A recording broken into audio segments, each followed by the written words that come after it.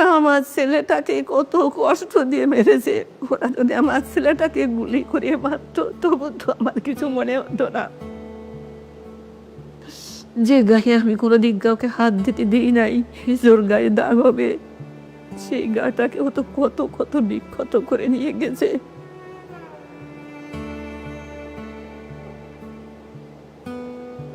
মানে আমার এখনো মনে আছে যে আমি জাস্ট ভাইয়ের পাড়ের দিকে ধরছি, আমি ভাবছি মনে কিছু পাবো, বাট আমি গ্রিপ করতে যাই দেখি কিছু নাই, সব কিছু গলা।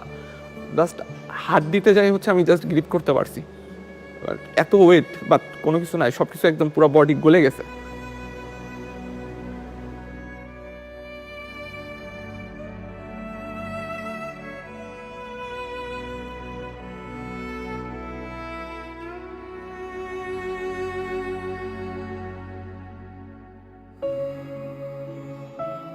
আমি দেশ নিয়েও ভাবতো, ও সবসময় দেশের কথা চিন্তা করতো। আমি জানি না ওই স্ট্যাটাস আমি নিজেও পড়েছি, সারা দেশবাসী পড়েছে। ওই স্ট্যাটাসের মধ্যে কি এমন ছিল ওদের এত গায়ে লাগছিল আমি জানি না। ও হয়তো দেশের সাধারণ মানুষের জন্য লিখেছিল। ও তো চলে গেছে, তিস্তা নদীর পানির সমাধান কি হয়েছে, হয় নাই, কিন্তু কেন লিখছিল আর কেনই বা ওকে এত নির্মমভাবে জীবন দিতে হয়েছে আমি জানি না। 6 তারিখ হচ্ছে সকাল সম্ভবত 9:30টার দিকে বাস ছিল ভাইয়ার। তো বাসে হলে আসতে আসতে প্রায় 4:30টার মতো বেজে গেছিল। তো আম্মু আর কি খাবার দিয়ে দিয়েছিল ভাইয়াকে। তো ভাইয়া ওইগুলা খেয়ে দিয়ে একটু রেস্ট নেওয়ার জন্য আর কি বিছানায় বসছে। তো এর মধ্যে আর কি ভাইয়ার হচ্ছে কাছের বন্ধুরা ভাইয়ের ব্যাচেরই তো এরকম এসে ভাইয়াকে বলছে যে বড় ভাইরা তোকে ডাকছে, একটু উপরে আয়, আর সাথে ল্যাপটপ আর মোবাইলটা নিয়ে আয়। ভাইয়া তখন শুনে বলছে কি ব্যাপার, মানে কোনো সমস্যা? তো বলছে আরে আয় উপরে আয়, আসলেই মানে জানতে পারবি।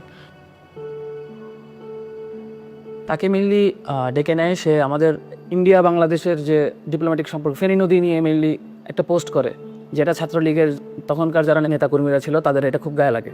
তো রুমে ডেকে নেওয়ার পর থেকে তাকে বিভিন্ন প্রশ্ন করা হয়, জিজ্ঞাসাবাদ করা হয়, তার ফোন চেক করা হয়, তার ল্যাপটপ চেক করা হয়। এবং তারা যখন তার ফোনে বা ল্যাপটপে তেমন কিছু মানে সলিড কিছু যখন না পায়, তো তারা যেটা সন্দেহ করে যে সে হয়তো অনেক কোনো কিছু হাইড করছে, তাকে তারপর ফিজিক্যালি টর্চার করা শুরু করা হয়। তাকে থাপ্পড় দেওয়া হয়, স্ট্যাম্প নিয়ে আসা হয় পাশের রুম থেকে, স্ট্যাম্প দিয়ে মানে অমানসিকভাবে খুব বেশি হিট করা হয় এবং একটা পর্যায়ে যে স্ট্যাম্প ভেঙে যায়। এর কিছুক্ষণ পরে আবার আরেকটা স্ট্যাম্প নিয়ে তাকে মারা হয়। তো সে একটা সময় পর সে যে মাটিতে লুটিয়ে পড়ে, সে বমি করে। আম্মু আসলে ওই টাইমে মোটামুটি 9:30টার দিকে হচ্ছে কয়েকবার কল দেওয়ার চেষ্টা করে, কিন্তু আম্মুর কল হচ্ছে ধরে নাই। তো আম্মুর কল না ধরার পরে হচ্ছে আম্মু আমাকে কয়েকবার এসে হচ্ছে বলছে যে কি ব্যাপার, হচ্ছে ভাইরে কল দিতেছি, কল ধরতেছে না কেন? তারপরে হচ্ছে 10:30টার দিকে আবার বলতেছে ভাইয়া কল ধরে না। তখন আব্বু অলরেডি ঘুমায় গেছে। তখন আর কি আমি হচ্ছে একটু চেক করতে গেলাম যে দেখি ভাইয়ার হচ্ছে ফেসবুকে অ্যাক্টিভ আছে কিনা, বা হচ্ছে ব্যাপার কি হচ্ছে ভাইয়ার কোনো রুমমেটের নাম্বার পাওয়া যায় কিনা। তো তখন আর কি ঢুকতে যেয়ে দেখি ফেসবুকে অ্যাক্টিভ, আর আমি ভাবলাম যে যেহেতু ফেসবুকে অ্যাক্টিভ আছে মনে হয়, তার মানে হয়তো মোবাইল চালাইতে মনে হয় ঘুমাই গেছে, যেহেতু অনেক টায়ার্ড। তো এই কারণে আম্মুকে বললাম যে যেহেতু জার্নি করে গেছে তো মনে হয় টায়ার্ড, এই জন্য মনে হয় ঘুমাই গেছে। তো এর মধ্যে আর হচ্ছে ওই দিন রাতে আর হচ্ছে আমাদের সাথে কোনো কথা হয় নাই। তাকে মোটামুটি মারতে মারতে তার তলপেটে হিট করা হয়। মৃত্যুর পর আমরা যেটা পরে দেখিয়েছিলাম তার বাড়িতে, তার পুরা 2 হাত 2 পা একদম কালছিটে পড়ে গিয়েছিল।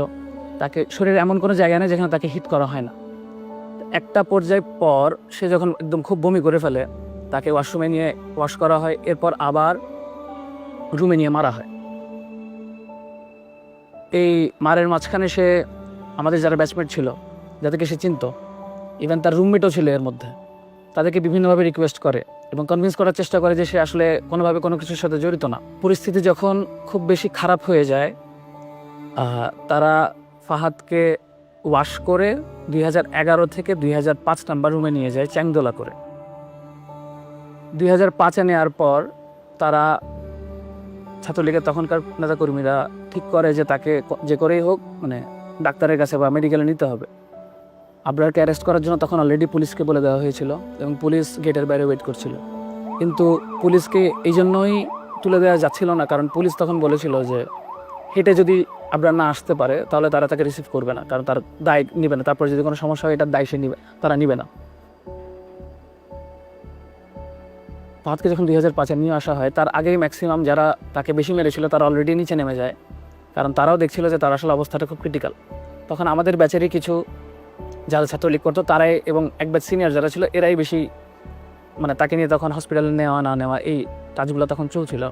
তো সে যখন সিঁড়ির ল্যান্ডিংয়ে পৌঁছায় তখনই সে বলে যে আমাকে নিয়ে ওকে নিয়ে আর টানাটানি না করতে একটু পানি খেতে চাই। আমার রুম নাম্বার ছিল 2007। আমি যখনই আসলে ওই সময়টা যখন মানে জেনেছি যে সে সিঁড়ির ল্যান্ডিংয়ে আছে, তো তখন যখনই বেরোতে চাই তখন ওখানে ছিল শামীম বিল্লাহ ছিল, সাইফুল ছিল আমাদের এক ফ্রেন্ড ট্রিপলির, এবং তারা মিলে তাকে মেনলি পানি খাওয়াচ্ছিল। তখনও তার রু ছিল। তা আমি আবার আমার রুমে ঢুকে ওই রুমে 2011-তে থাকা একজন প্রত্যক্ষদর্শী ছিল মোর্শেদ, তখন সে বলে আমাকে যে আসলে তার অবস্থা ভালো না। এর কিছুক্ষণ পর আমি ল্যান্ডিংয়ের ওখানে যখন পৌঁছাই তখন আবরারের তখন অলরেডি হুঁশ নাই। তো তার তখনও এক্সটার্নাল কোনো ব্লিডিং ছিল না, বাইরে কোনোভাবে কোনো ব্লিডিং ছিল না, কিন্তু তার তখন সে সেন্স ছিল না। তা আমরা ভাবি যে সে বেহুশ হয়ে গেছে হয়তো। তাকে আমরা 3-4 জন মিলে আমরা সিপিআর দিই। তাকে সিপিআর দেওয়ার সময় তার মুখ থেকে যে আওয়াজ বেরোচ্ছিলাম ভেবেছিলাম হয়তো কফ আটকে গিয়েছে। তো বসে তারপর কিছুক্ষণ পিঠের উপর বাড়ি দিতে থাকি, হয়তো ভাবি যে আসলে কফটা ক্লিয়ার হবে। এর কিছুক্ষণ পর ডাক্তার আসে। ডাক্তার যখন আসে তখন আমরা বারবার রিকোয়েস্ট করতে থাকি যে ওকে আমরা হাসপাতালে তাড়াতাড়ি নিয়ে যাই। আমি সেদিন রাতে ইমার্জেন্সি ডিউটিতে কর্মরত ছিলাম। তো রাত আনুমানিক 3টার দিকে আমি স্টুডেন্টের পক্ষ থেকে একটা কল পাই ল্যান্ড ফোনে, এবং আমাকে বলে যে একজন ছাত্র খুব অসুস্থ, আপনি একটু তাড়াতাড়ি হলে আসেন। অ্যাম্বুলেন্সে করে আমি শেরেবাংলা হলে যাই। যাওয়ার পরে আমি শেরেবাংলা হলের প্রথম তলা এবং দ্বিতীয় তলার মাঝখানে সিঁড়িতে আবরার ফাহাদকে ওখানে রেখে রাখা সহ অবস্থায় দেখতে পাই। পরে আমি তাকে পরীক্ষা নিরীক্ষা করি। পরীক্ষা নিরীক্ষা করার পর আমি দেখতে পাই যে সে মৃত, এবং পরীক্ষার সময় তার যখন পালস ব্লাড প্রেশার যখন চেক করি তো তখন দেখি যে তার শরীরের মধ্যে অনেক আঘাতের চিহ্ন। তারপর এখানে তার কাপড় চোপড়ও দেখলাম যে ভিজা, এবং পুরো শরীর তার একদম ঠান্ডা হয়ে গেছে। পরে আমি যখন নিশ্চিত হলাম যে সে মারা গেছে, আমি ছাত্রদেরকে বললাম তো সে তো বেঁচে নাই। এই কথা বলার সাথে সাথে আমার আশেপাশে যে সমস্ত ছাত্ররা এতক্ষণ ভিড় করেছিল সবাই যার যার মতো পালিয়ে চলে গেল। কিছুক্ষণ পরে তখন তৎকালীন একজন ছাত্রনেতা সে ওখানে আসে এবং আমাকে পরিচয় দিয়ে আমার সাথে কথা বলতে শুরু করে। বলে যে এই আবরার ফাহাদের অনেক শ্বাসকষ্ট ছিল, তো সে হঠাৎ করে অসুস্থ হয়ে পড়ছে, তো আপনি তাকে মেডিকেলে নিয়ে যান। তা আমি তাকে বললাম যে দেখো সে তো মারা গেছে, তাকে আমি মেডিকেলে নিয়ে কী করব। মেডিকেলে তো আমি তাকেই নিব যে অসুস্থ, তার চিকিৎসা দরকার। পরে আমি হলের প্রভোস্ট স্যারকে ফোন দিই এবং ডিএসডব্লিউ স্যারকে ফোন দিই। ইতিমধ্যে ছাত্ররা যখন দেখছে যে আমি তাকে নিচ্ছি না, ওরা নিজেরা গিয়ে অ্যাম্বুলেন্স থেকে ট্রলিটা নামায় নিয়ে এসে তারা নিজেরাই আবরার ফাহাদকে ট্রলির উপর উঠে নিচতলায় করিডোরের সামনে তাকে রাখে। তো in the meantime DSW sir চলে আসেন, প্রভোস্ট স্যারও চলে আসেন। ওনাদেরকে আমি বললাম যে দেখেন ও তো মৃত। তো তখন পুলিশকে ফোন দেওয়া হয় এবং চকবাজার থানা থেকে পুলিশ চলে আসে অল্প সময়ের মধ্যে। আসার পরে পুলিশ তাকে নিয়ে তার সুরত হাল রিপোর্ট করে।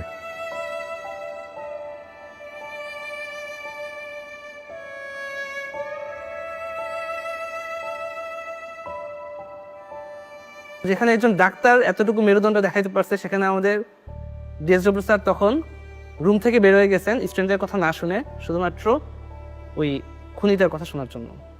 তখন যে আমাদের বইয়ের ছাত্রলীগের যে সেক্রেটারি, আমাদের শেরে বাংলা হলের যে ছাত্রলীগের সভাপতি রাসেল, 1 নম্বর আসামি আমাদের এই মামলা, সে ডিএসডব্লিউ স্যারের সাথে একদম নর্মালি ফ্র্যাঙ্কলি কথা বলছিল, এবং কেমনে মানে ঘটনাটা কেমনে সলভ করা যায় বা কেমনে ইজি করা যায় এই ব্যাপার, মানে তাদের কথাবার্তার মধ্যে কোনো ধরনের রিগ্রেট ছিল না, কোনো অনুশোচনা ছিল না, কোনো ভয় ছিল না। আমরা তখন আমাদের নিজেদের রুমে, এবং তখন পরিস্থিতিটা আসলে এমন যে আমরা জেনারেল স্টুডেন্টরা যে একটা প্রতিবাদ করবো, এতটুকু মেন্টাল সিচুয়েশন, এতটুকু সাহস আমাদের কারোর মধ্যে ছিল না। পরবর্তীতে আমি নিজে অবাক হয়ে যাই যে আমি কীভাবে ওই সময় নিজেকে ধরে রাখছিলাম, যে একটা ডেড বডির সামনে এবং এতগুলো ছাত্র সামনে আমি কথা বলতেছি। তারা হয়তো আমার গায়ে হাতও তুলতে পারতো, কিন্তু আমি কেমনে জানি ওই সময় নিজেই কেমনে জানি প্রিপেয়ার্ড হয়ে গেছিলাম। পরবর্তীতে যখন সময় যেতে থাকে আমার কেমন একটা মনের মধ্যে ভয় কাজ করতেছিল যে আমি কি করলাম, আসলে কি কাজটা ঠিক করলাম নাকি ভুল করলাম, হ্যাঁ না কি করা উচিত ছিল। তারপর ভোরে যখন আমরা উঠি 4:30টার দিকে, ওঠার পরে এখন থেকে একটা কল আসলো, আমি নামাজে দাঁড়াইছি ওই সময় ফজরের সুন্নত করার জন্যে। আর ওই সময় একটা ফোন আসে, ফোন আসার পরে কি আবার জিজ্ঞাসা করে আপনার ফাদ কী হয়, কী কোথায় লেখাপড়া করে, বিভিন্ন প্রশ্ন করার পর কয় সে খুব অসুস্থ, মারাত্মক অসুস্থ, আপনি যদি কোনো আত্মীয় স্বজন ঢাকায় থাকে তারপর ঢাকাতে ওই ঢাকা মেডিকেলে সে আছে, মেডিকেলে পাঠিয়ে দেন। ফজরের আজানের সম্ভবত কিছুক্ষণ পরে আব্বু আমাকে ঘুম থেকে ডেকে বলতেছে যে এই হচ্ছে ভাইয়া নাকি খুব অসুস্থ, ঢাকা মেডিকেলে নিয়ে গেছে, বুয়েট থেকে কল দিছিল, তুই দেখ তো ভাইয়ার রুমমেটদের কারো নাম্বার হচ্ছে আছে কিনা, থাকলে দে একটু কথা বলি। তো আমার কাছে হচ্ছে ভাইয়ার রুমমেটদের কোনো নাম্বার ছিল না, বাট আমি হচ্ছে চিন্তা করলাম যে দেখি যে ফেসবুক থেকে হচ্ছে কোনো নাম্বার পাওয়া যায় কিনা প্রোফাইল থেকে। তো ফেসবুক প্রোফাইলে যাওয়ার সময়, ভাইয়ার রুমমেটের ফেসবুক প্রোফাইলে যাওয়ার সময় আমি দেখতে পাই যে যে হচ্ছে ফার্স্টে একটা পোস্ট যে হচ্ছে আমাদের 17 বছরের শিক্ষার্থী আবরার ফাদার নেই, আমরা তার লাশ উদ্ধার করছি সিঁড়ির নিচ থেকে, আমরা জানি না তার কিভাবে কি হয়েছে, আমরা এর বিচার চাই। আমার যেন ও এখনো সবচেয়ে বড় কষ্ট হয়। ওকে যখন মেরেছে তখনও হয়তো মা বলে চিৎকার দিতে পারি নাই। আপনারে যখন হচ্ছে জানাজা পড়া হবে, আমরা সবাই আশা করতেছিলাম আচ্ছা ঠিক আছে, এতক্ষণ পর্যন্ত ভিসি স্যার আসেন নাই, সমস্যা নাই, এখন স্যার আসবেন অ্যাটলিস্ট। কিন্তু সবাই অবাক হয়ে গেছে, তখনও ভিসি স্যার আসেন নাই। ইভেন পরের দিন ছাত্ররা আন্দোলন করতেছে, ছাত্ররা আমি বুঝাইতে পারবো না যে সিচুয়েশনটা কেমন। ছেলেপেলেরা বিশ্বাস করতে পারতেছে না যে আমার একটা ফ্রেন্ডকে এখানে মেরে ফেলা হয়েছে, নেক্সট টার্গেটটা আমি হইতে পারতাম, আমাকে মেরে ফেলা হবে। ছাত্ররা আন্দোলন করতেছে, স্যারের অপেক্ষা করতেছে, স্যার পরের দিন আমাদের সাথে দেখা করেন নাই।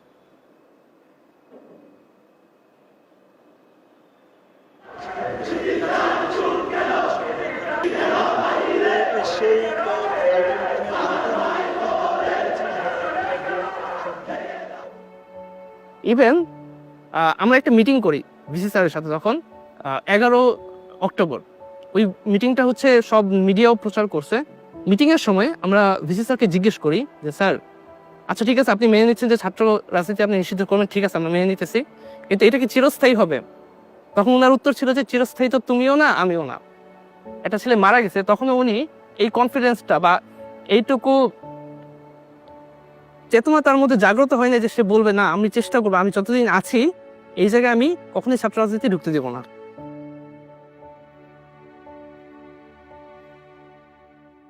আমার জানা মতে প্রত্যেকটা পাবলিক বিশ্ববিদ্যালয়ে একটা টর্চার সেল ছিল। কি ধরনের একটা শিক্ষা প্রতিষ্ঠান গড়ে উঠতে পারে যেখানে তার মধ্যে টর্চার সেল থাকাটা তার একটা আবশ্যক অংশ? আমাকে যদি প্রশ্ন করেন যে আপনার আসলে অপরাধটা কি, তাকে কেন এভাবে হত্যা করা হয়েছে, প্রথম পয়েন্ট যেটা আসবে সেটা হলো সে বাংলাদেশের স্বার্থ বিরোধী যে কাজগুলা গত সরকার করতো, গত আওয়ামী লীগ সরকার যে কাজগুলো করেছে তার প্রতিবাদ করা, তার নাম্বার 1 পয়েন্ট। ধর্ম পালন আর দেশের স্বার্থে কথা বলার বাইরে আসলে আবরার ফাদারের আর কোনো অপরাধ ছিল হচ্ছে কাইন্ড অফ, যদি বলি এই বাংলাদেশে জন্ম নেওয়া, কাইন্ড অফ জিনিসটা আসলে এরকমেরই হয়ে গেছে, আর বইটা ভর্তি হওয়া।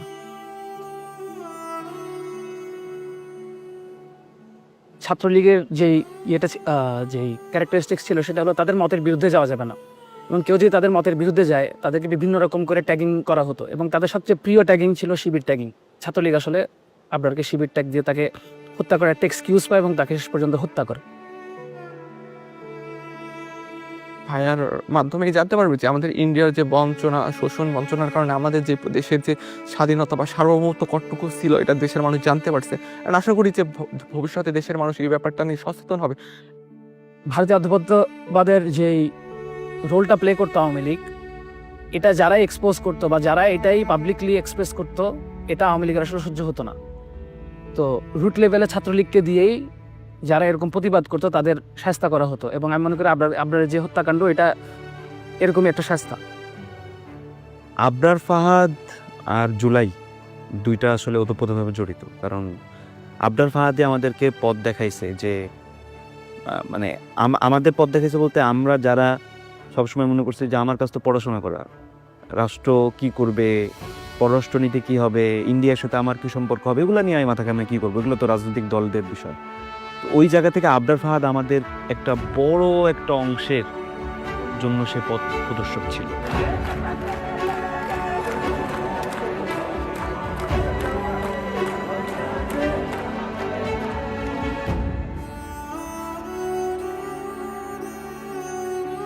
ওরা বলে যে আমাদেরকে আবরার পথ দেখাই দিয়ে গেছে, এটা মনে হয়তো আল্লাহ তাআলারই ইচ্ছেটা। তো আমাদের এই ভারতীয় অধিপত্যবাদ এবং আওয়ামী ফ্যাসিজমের এগেনস্টে এবং এই ছাত্রলীগ যে একটা সন্ত্রাসী সংগঠন, সেই সন্ত্রাসের এগেনস্টে কথা বলার পর্যন্ত পৌঁছাতে অ্যাকচুয়ালি আবরার ফাহাদকে জীবন দিতে হয়েছে। এবং এই যে জুলাই গণঅভ্যুত্থান হয়েছে, ফাহাদ এভাবে যদি আসলে আবরার ফাহাদ মারা না যেত, তাহলে আমাদের সাধারণ ছাত্রদের যে চৈতন্যটা এত বড় নাড়া আসলে খেত না। এবং এই জুলাই গণঅভ্যুত্থানে আবু সাইদ মারা যাওয়ার আগ পর্যন্ত আমাদের ইমাম কে ছিল? আমাদের ইমাম ছিল আসলে আবরার ফাহাদ। এই অবদানের ফলেই কিন্তু এই অভ্যুত্থানের ক্ষেত্র প্রস্তুত হয়েছে। সেই প্রেক্ষাপটটা আমাদেরকে ভুললে চলবে না, এবং এই প্রেক্ষাপটটা মনে রাখতে হবে আমাদের ভবিষ্যৎ বংশধরকে, যাতে এই রকম আর পরিস্থিতির সৃষ্টি না হয়। এই যে 6 বছর আমাকে ছেড়ে চলে গেছে, মনে হয় একবার মনে হচ্ছে না যে আমি আমাকে ছেড়ে চলে আসছি।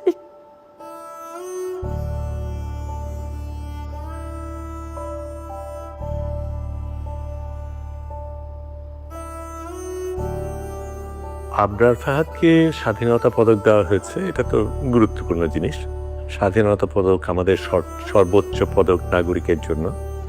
আমি তাকে মুক্তিযোদ্ধা বলবো, কারণ সে দেশের জন্য প্রতিবাদ করেছে, দেশের জন্য লড়াই করেছে। একটা মেধাবী ছেলে বেড়ে উঠছিল, তার কত স্বপ্ন ছিল, আমাদের কত স্বপ্ন ছিল, সেই সব হারিয়ে গেছে। সেটাকে তো একটা পুরস্কার দিয়ে সেটা করা যাবে না। তবে এটাকে যে স্বীকৃতি দেওয়া হয়েছে সেটা আমি সাধুবাদ জানাই। সবচাইতে ভালো স্বীকৃতি কিনা আমি জানি না। আমি মনে করি যদি সত্যিকার অর্থে আমরা দেশটাকে বদলাতে পারি, এমন একটা দেশ গড়তে পারি যেখানে আরেকবার আবরার ফাহাদের মতন আরেকজন জান দেবে না, সেটাই হবে তার জন্য সবচেয়ে বড় পুরস্কার।